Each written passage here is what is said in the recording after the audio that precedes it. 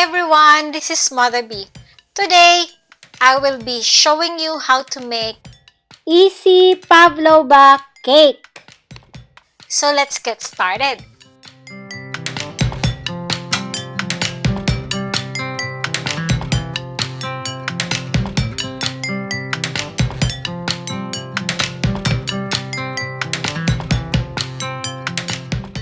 In a clean mixing bowl, add egg white and vinegar.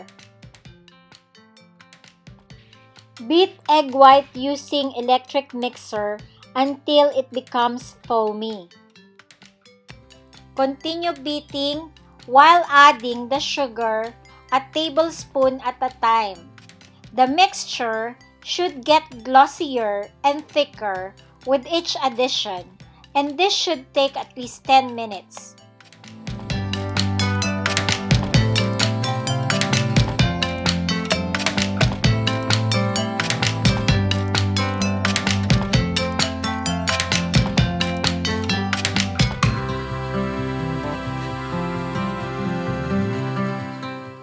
Beat egg whites until soft peaks form.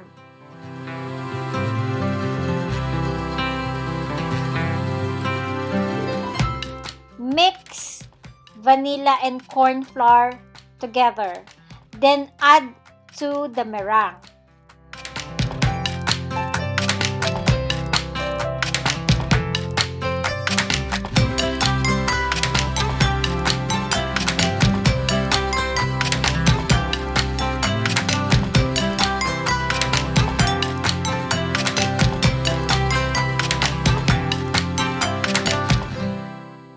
Continue beating until the meringue reaches the stiff peak.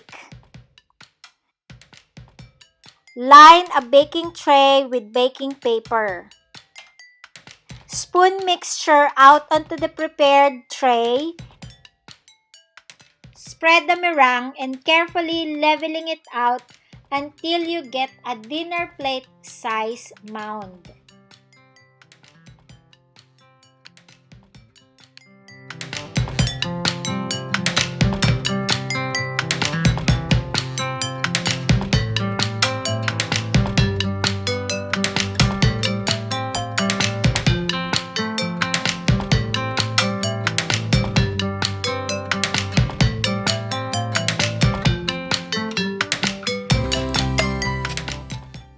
Bake for approximately 1.5 hours until dry and crisp, and it lifts easily off the baking paper.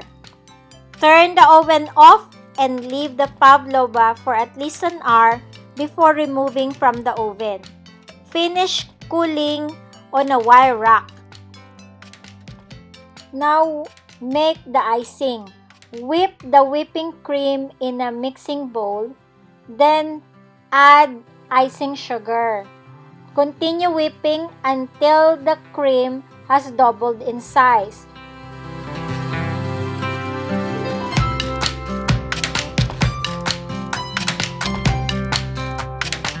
When completely cool, place on serving plate, swirl the top with whipped cream, and decorate with sliced chopped fruits of your choice.